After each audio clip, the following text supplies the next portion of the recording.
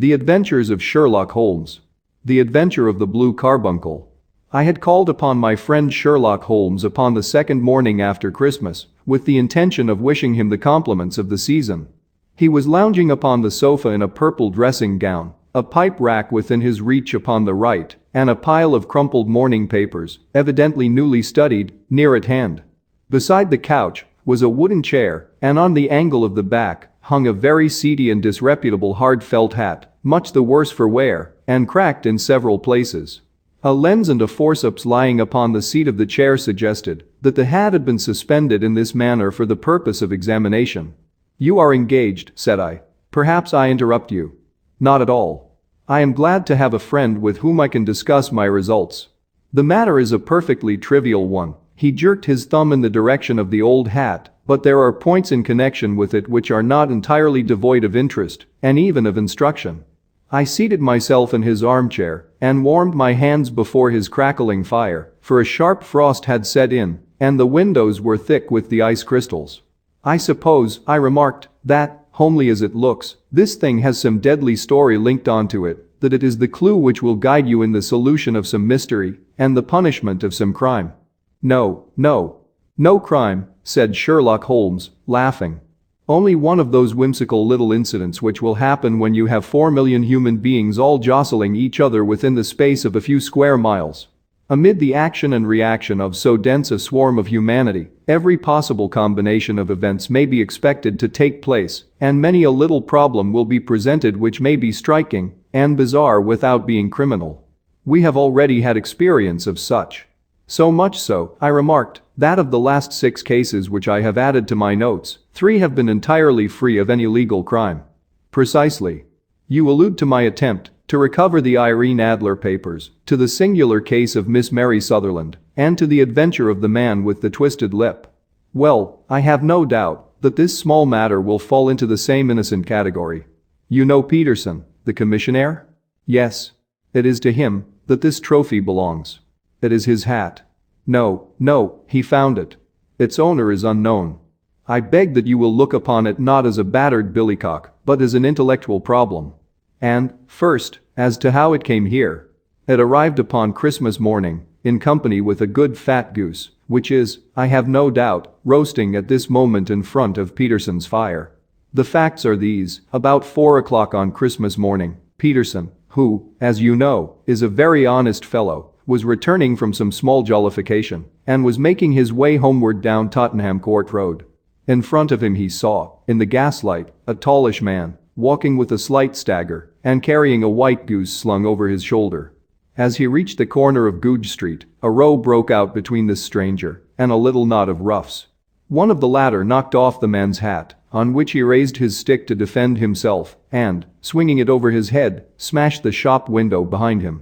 Peterson had rushed forward to protect the stranger from his assailants, but the man, shocked at having broken the window and seeing an official-looking person in uniform rushing towards him, dropped his goose, took to his heels, and vanished amid the labyrinth of small streets which lie at the back of Tottenham Court Road. The roughs had also fled at the appearance of Peterson, so that he was left in possession of the field of battle and also of the spoils of victory in the shape of this battered hat and a most unimpeachable Christmas goose, which surely he restored to their owner. My dear fellow, there lies the problem. It is true that for Mrs. Henry Baker was printed upon a small card which was tied to the bird's left leg, and it is also true that the initials H.B. are legible upon the lining of this hat, but as there are some thousands of Bakers and some hundreds of Henry Bakers in this city of ours, it is not easy to restore lost property to any one of them. What, then, did Peterson do? He brought round both hat and goose to me on Christmas morning, knowing that even the smallest problems are of interest to me. The goose we retained until this morning, when there were signs that, in spite of the slight frost, it would be well that it should be eaten without unnecessary delay. Its finder has carried it off, therefore, to fulfill the ultimate destiny of a goose, while I continue to retain the hat of the unknown gentleman who lost his Christmas dinner. Did he not advertise? No. Then, what clue could you have as to his identity? Only as much as we can deduce. From his hat? Precisely. But you are joking. What can you gather from this old battered felt? Here is my lens. You know my methods. What can you gather yourself As to the individuality of the man who has worn this article. I took the tattered object in my hands and turned it over rather ruefully. It was a very ordinary black hat of the usual round shape, hard and much the worse for wear. The lining had been of red silk, but was a good deal discolored. There was no maker's name, but, as Holmes had remarked, the initials H.B. were scrawled upon one side. It was pierced in the brim for a hat securer, but the elastic was missing. For the rest, it was cracked, exceedingly dusty, and spotted in several places, although there seemed to have been some attempt to hide the discolored patches by smearing them with ink. "I can see nothing," said I, handing it back to my friend. "On the contrary, Watson, you can see everything. You fail, however, to reason from what you see. You are too timid in drawing your inferences. Then, pray tell me what it is that you can infer from this hat?" He picked it up and gazed at it in the peculiar introspective fashion which was characteristic of him. "It is perhaps less suggestive than it might have been," he remarked, "and yet there are a few inferences which are very distinct, and a few others which represent at least a strong balance of probability. That the man was highly intellectual is of course obvious upon the face of it, and also that he was fairly well to do within the last 3 years, although he has now fallen upon evil days. He had foresight, but has less now than formerly, pointing to a moral retrogression, which, when taken with the decline of his fortunes, seems to indicate some evil influence, probably drink, at work upon him. This may account also for the obvious fact that his wife has ceased to love him. My dear Holmes. He has, however, retained some degree of self-respect," he continued, disregarding my remonstrance. "He is a man who leads a sedentary life, goes out little, is out of training entirely, is middle-aged, has grizzled hair which he has had cut within the last few days, and which he anoints with lime cream. These are the more patent facts which are to be deduced from his hat. Also, by the way, that it is extremely improbable that he has gas laid on in his house." "You are certainly joking, Holmes." "Not in the least. Is it possible that even now, when I give you these results, you are unable to see how they are attained? I have no doubt that I am very stupid, but I must confess that I am unable to follow you. For example, how did you deduce that this man was intellectual?" For answer Holmes clapped the hat upon his head. It came right over the forehead and settled upon the bridge of his nose. "It is a question of cubic capacity," said he. "A man with so large a brain must have something in it. The decline of his fortunes, then. This hat is 3 years old.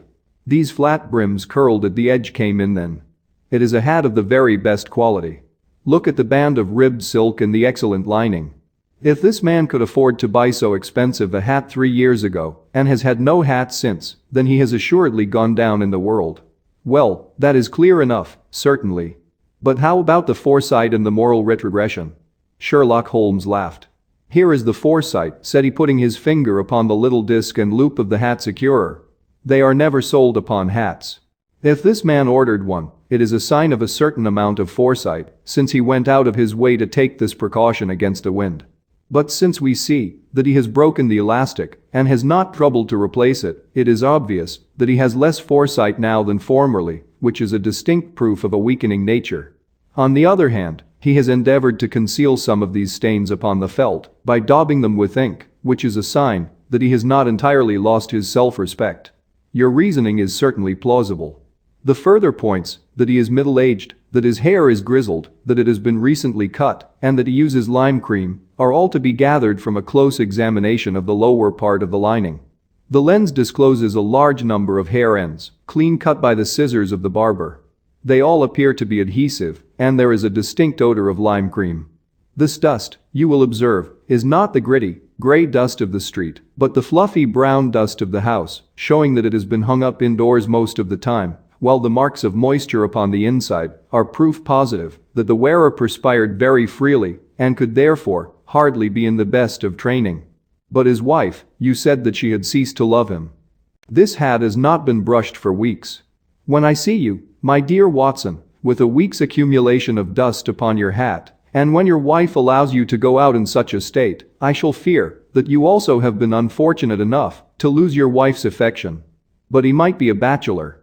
Nay, he was bringing home the goose as a peace offering to his wife. Remember the card upon the bird's leg. You have an answer to everything. But how on earth do you deduce that the gas is not laid on in his house?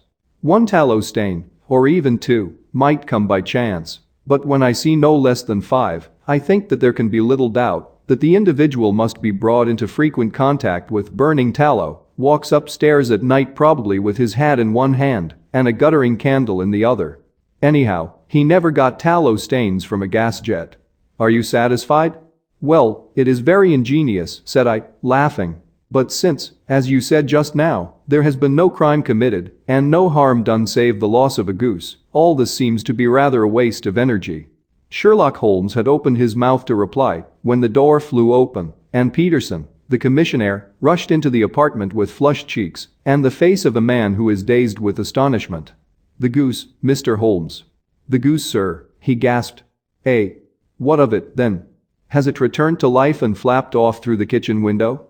Holmes twisted himself round upon the sofa to get a fairer view of the man's excited face. See here, sir. See what my wife found in its crop. He held out his hand and displayed upon the center of the palm a brilliantly scintillating blue stone, rather smaller than a bean in size, but of such purity and radiance that it twinkled like an electric point in the dark hollow of his hand. Sherlock Holmes sat up with a whistle. By Jove, Peterson, said he, this is treasure trove indeed. I suppose you know what you have got? A diamond, sir? A precious stone. It cuts into glass, as though it were putty. It's more than a precious stone. It is the precious stone. Not the Countess of Morker's blue carbuncle. I ejaculated. Precisely so. I ought to know its size and shape, seeing that I have read the advertisement about it in the Times every day lately. It is absolutely unique, and its value can only be conjectured, but the reward offered of £1,000 is certainly not within a 20th part of the market price. £1,000. Great Lord of mercy. The commissionaire plumped down into a chair and stared from one to the other of us. That is the reward, and I have reason to know that there are sentimental considerations in the background which would induce the Countess to part with half her fortune, if she could but recover the gem. It was lost, if I remember right, at the Hotel Cosmopolitan, I remarked. Precisely so, on December 22nd, just 5 days ago. John Horner, a plumber, was accused of having abstracted it from the lady's jewel case. The evidence against him was so strong that the case has been referred to the assizes. I have some account of the matter here, I believe. He rummaged amid his newspapers, glancing over the dates, until at last he smoothed one out, doubled it over, and read the following paragraph: Hotel Cosmopolitan jewel robbery. John Horner, 26, plumber, was brought up upon the charge of having upon the 22nd inst. abstracted from the jewel case of the Countess of Morker the valuable gem known as the blue carbuncle. James Ryder, upper attendant at the hotel, gave his evidence to the effect that he had shown Horner up to the dressing room of the Countess of Morker upon the day of the robbery in order that he might solder the second bar of the grate, which was loose. He had remained with Horner some little time, but had finally been called away. On returning, he found that Horner had disappeared, that the bureau had been forced open, and that the small morocco casket in which, as it afterwards transpired, the Countess was accustomed to keep her jewel, was lying empty upon the dressing table. Ryder instantly gave the alarm, and Horner was arrested the same evening. But the stone could not be found either upon his person or in his rooms. Catherine Cusack, maid to the Countess, deposed to having heard Ryder's cry of dismay on discovering the robbery, and to having rushed into the room, where she found matters as described by the last witness. Inspector Bradstreet, B Division, gave evidence as to the arrest of Horner, who struggled frantically and protested his innocence in the strongest terms.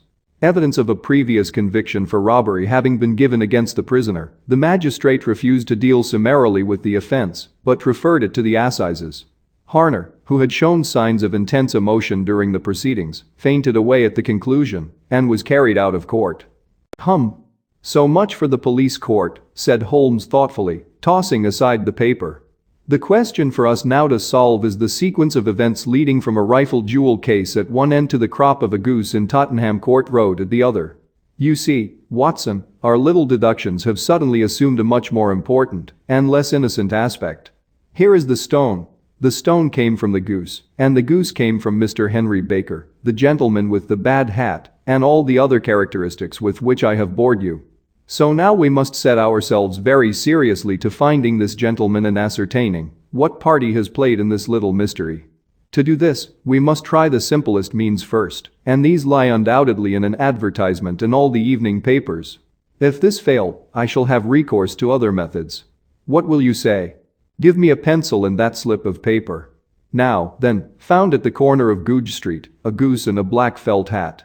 Mr. Henry Baker can have the same by applying at 6:30 this evening at 221B, Baker Street. That is clear and concise. Very. But will he see it? Well, he is sure to keep an eye on the papers, since, to a poor man, the loss was a heavy one. He was clearly so scared by his mischance in breaking the window and by the approach of Peterson that he thought of nothing but flight, but since then he must have bitterly regretted the impulse which caused him to drop his bird. Then, again, the introduction of his name will cause him to see it, for everyone who knows him will direct his attention to it. Here you are, Peterson, run down to the advertising agency and have this put in the evening papers. In which, sir? Oh, in the Globe, Star, Pall Mall, St. James Gazette, Evening News, Standard, Echo, and any others that occur to you. Very well, sir. And this stone? Ah, yes, I shall keep the stone. Thank you.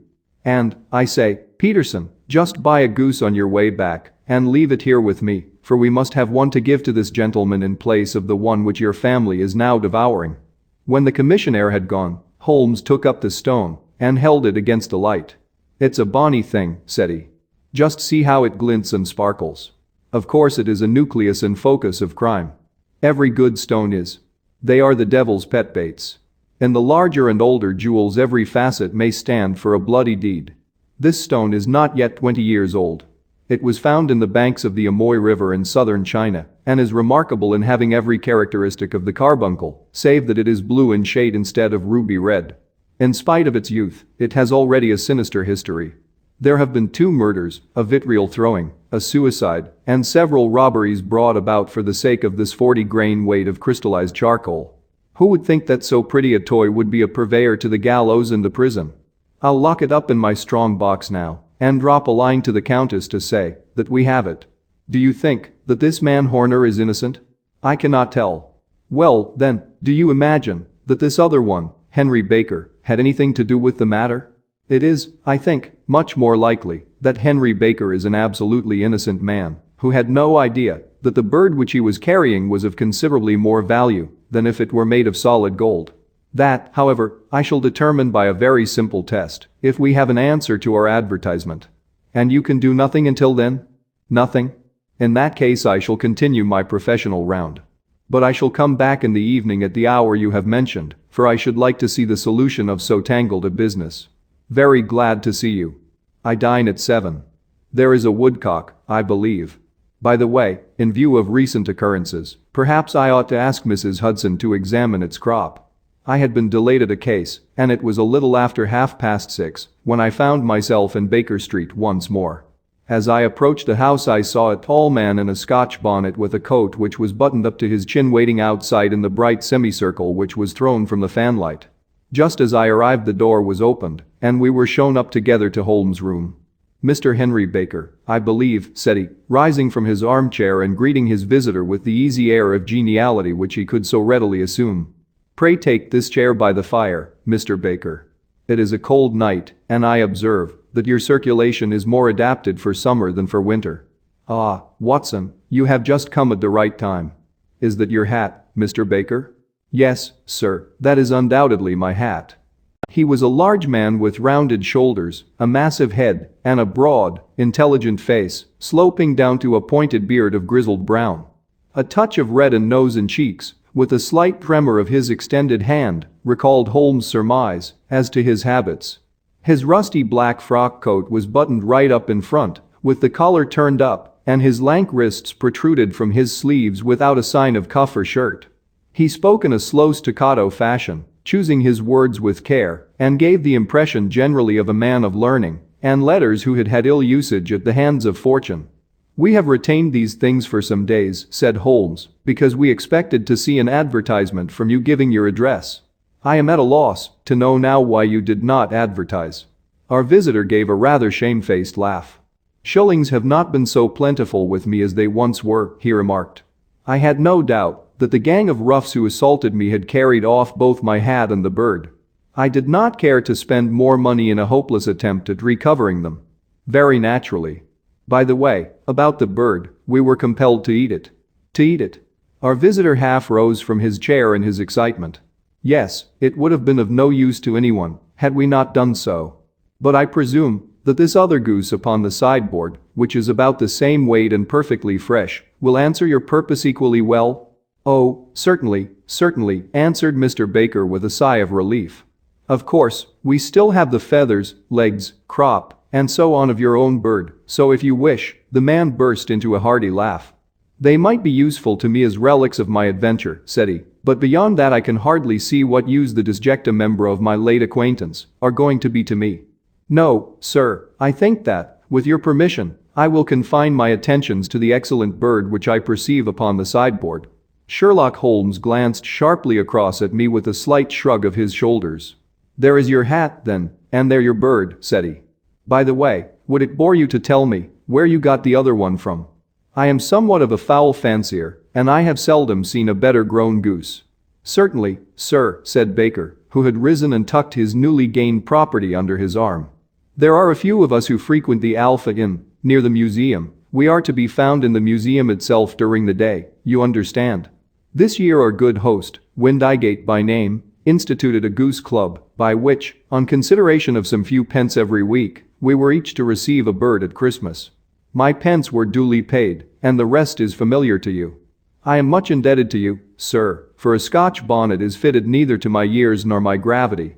With a comical pomposity of manner he bowed solemnly to both of us and strode off upon his way. So much for Mr. Henry Baker, said Holmes when he had closed the door behind him. It is quite certain that he knows nothing whatever about the matter. Are you hungry, Watson? Not particularly. Then I suggest that we turn our dinner into a supper and follow up this clue while it is still hot. By all means. It was a bitter night, so we drew on our ulsters and wrapped cravats about our throats. Outside, the stars were shining coldly in a cloudless sky, and the breath of the passers-by blew out into smoke like so many pistol shots. Our footfalls rang out crisply and loudly as we swung through the Doctor's Quarter, Wimpole Street, Harley Street, and so through Wigmore Street into Oxford Street.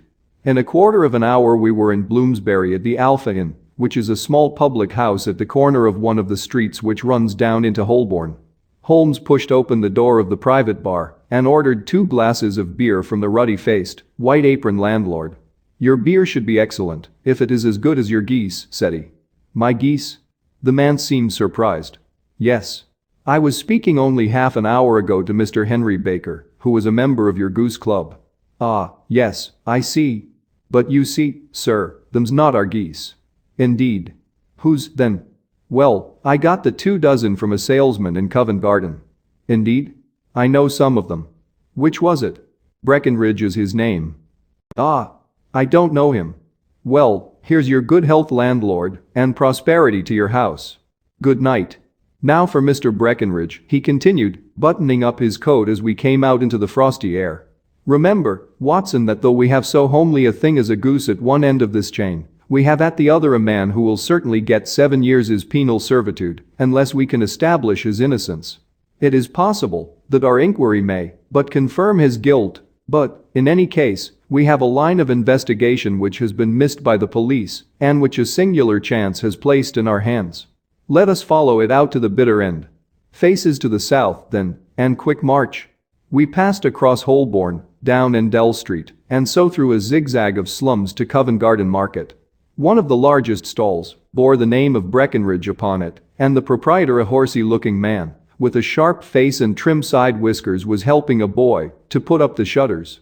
Good evening. It's a cold night, said Holmes. The salesman nodded and shot a questioning glance at my companion. Sold out of geese, I see, continued Holmes, pointing at the bare slabs of marble.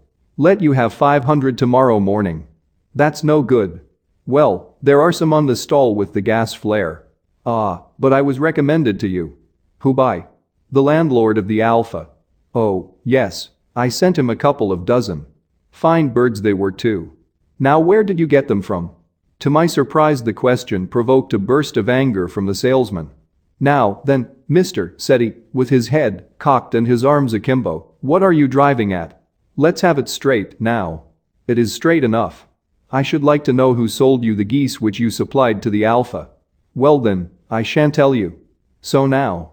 Oh, it is a matter of no importance. But I don't know why you should be so warm over such a trifle. Warm? You'd be as warm, maybe, if you were as pestered as I am. When I pay good money for a good article there should be an end of the business. But it's where are the geese, and who did you sell the geese to, and what will you take for the geese? One would think they were the only geese in the world, to hear the fuss that is made over them. Well, I have no connection with any other people who have been making inquiries, said Holmes carelessly. If you won't tell us the bet is off, that is all. But I'm always ready to back my opinion on a matter of fowls, and I have a fiver on it, that the bird I ate is country bred. Well, then, you've lost your fiver, for it's town bred, snapped the salesman. It's nothing of the kind. I say it is. I don't believe it. Do you think you know more about fowls than I, who have handled them ever, since I was a nipper? I tell you, all those birds that went to the Alpha were town bred. You'll never persuade me to believe that. Will you bet, then? It's merely taking your money, for I know that I am right. But I'll have a sovereign on with you, just to teach you not to be obstinate. The salesman chuckled grimly. Bring me the books, Bill, said he. The small boy brought round a small thin volume, and a great greasy-backed one, laying them out together beneath the hanging lamp. Now then, Mr. Cocksure, said the salesman, I thought that I was out of geese, but before I finish you'll find that there is still one left in my shop. You see this little book? Well, that's the list of the folk from whom I buy. Do you see? Well, then, here on this page are the country folk, and the numbers after their names are where their accounts are in the big ledger. Now, then. You see this other page in red ink? Well, that is a list of my town suppliers. Now, look at that third name. Just read it out to me. Mrs. Oakshott, 117, Brixton Road, 249, read Holmes. Quite so. Now turn that up in the ledger. Holmes turned to the page indicated. Here you are, Mrs. Oakshott, 117, Brixton Road, egg and poultry supplier. Now, then, what's the last entry? December 22nd. 24 geese at 7s. 6D. Quite so. There you are. And underneath? Sold to Mr. Windigate of the Alpha, at 12s. What have you to say now? Sherlock Holmes looked deeply chagrined. He drew a sovereign from his pocket and threw it down upon the slab, turning away with the air of a man whose disgust is too deep for words. A few yards off he stopped under a lamp post and laughed in the hearty noiseless fashion which was peculiar to him. When you see a man with whiskers of that cut and the pink un protruding out of his pocket, you can always draw him by a bet, said he. I dare say that, if I had put £100 down in front of him, that man would not have given me such complete information as was drawn from him by the idea that he was doing me on a wager. Well, Watson, we are, I fancy, nearing the end of our quest, and the only point which remains to be determined is whether we should go on to this Mrs. Oakshott tonight, or whether we should reserve it for tomorrow. It is clear from what that surly fellow said that there are others besides ourselves who are anxious about the matter, and I should. His remarks were suddenly cut short by a loud hubbub which broke out from the stall which we had just left. Turning round we saw a little rat-faced fellow standing in the center of the circle of yellow light which was thrown by the swinging lamp, while Breckenridge, the salesman, framed in the door of his stall, was shaking his fists fiercely at the cringing figure. I've had enough of you and your geese, he shouted. I wish you were all at the devil together. If you come pestering me any more with your silly talk I'll set the dog at you. You bring Mrs. Oakshott here, and I'll answer her, but what have you to do with it? Did I buy the geese off you?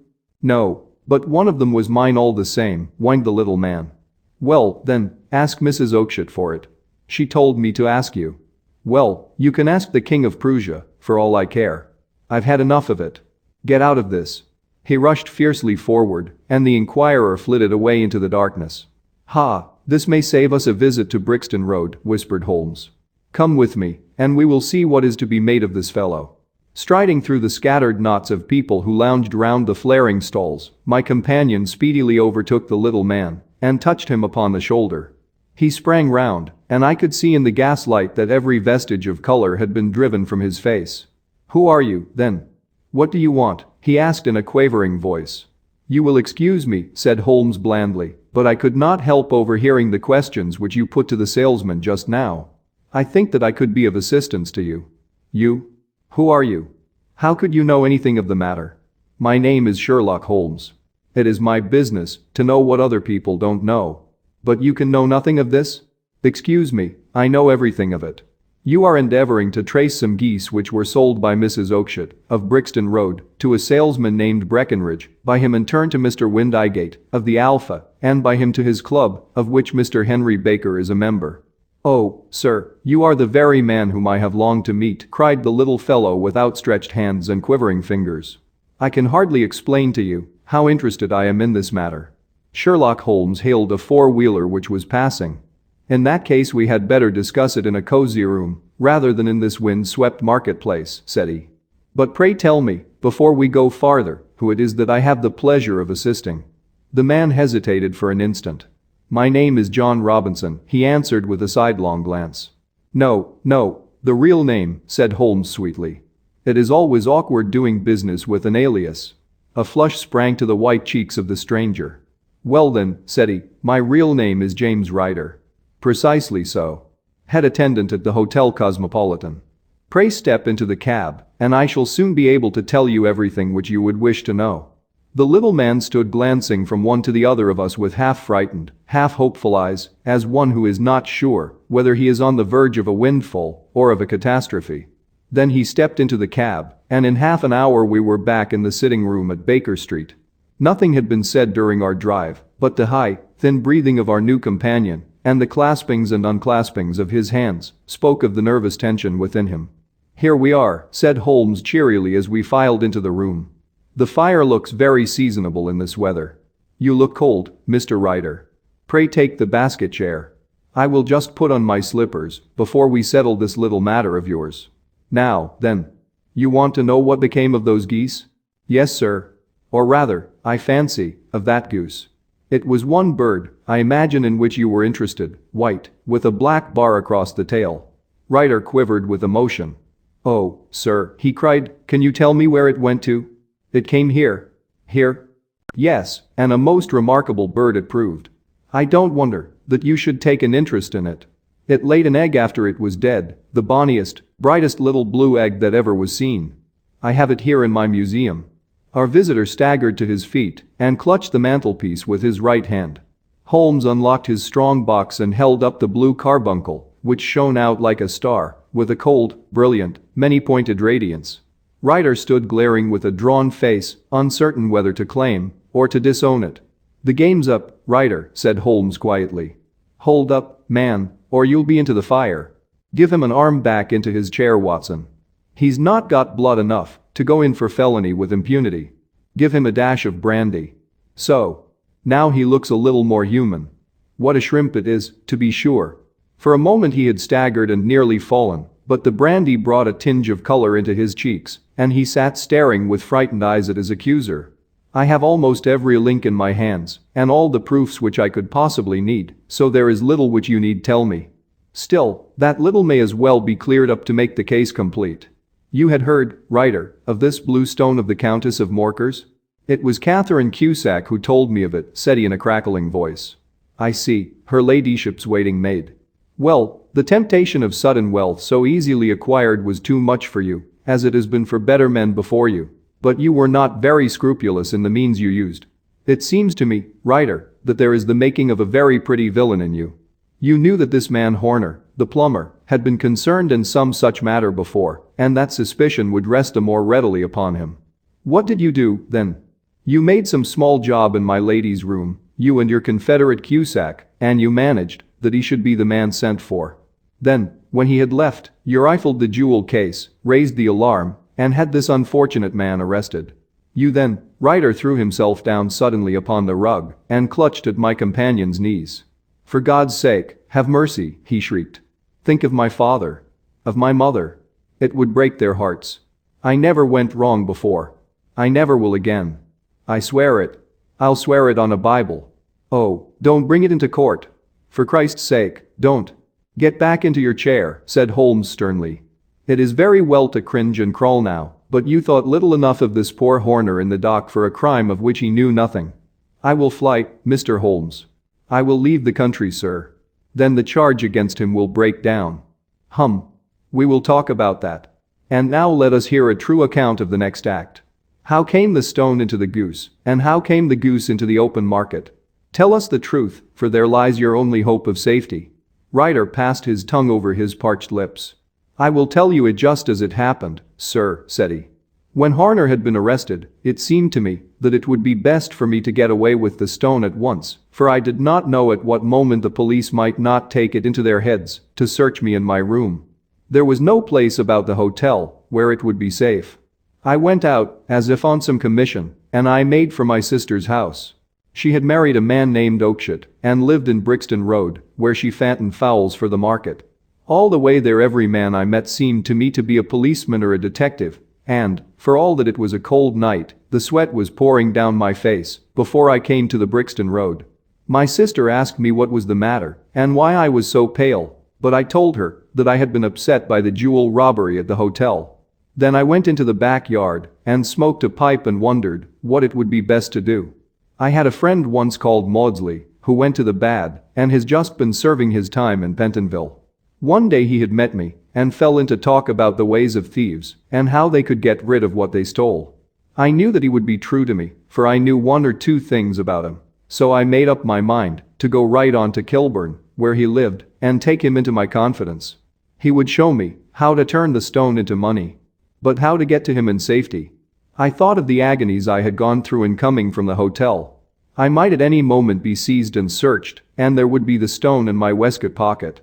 I was leaning against the wall at the time and looking at the geese which were waddling about round my feet, and suddenly an idea came into my head which showed me how I could beat the best detective that ever lived. My sister had told me some weeks before that I might have the pick of her geese for a Christmas present, and I knew that she was always as good as her word. I would take my goose now, and in it, I would carry my stone to Kilburn. There was a little shed in the yard, and behind this, I drove one of the birds, a fine big one, white, with a barred tail. I caught it, and prying its bill open, I thrust the stone down its throat as far as my finger could reach. The bird gave a gulp, and I felt the stone pass along its gullet and down into its crop. But the creature flapped and struggled, and out came my sister to know what was the matter.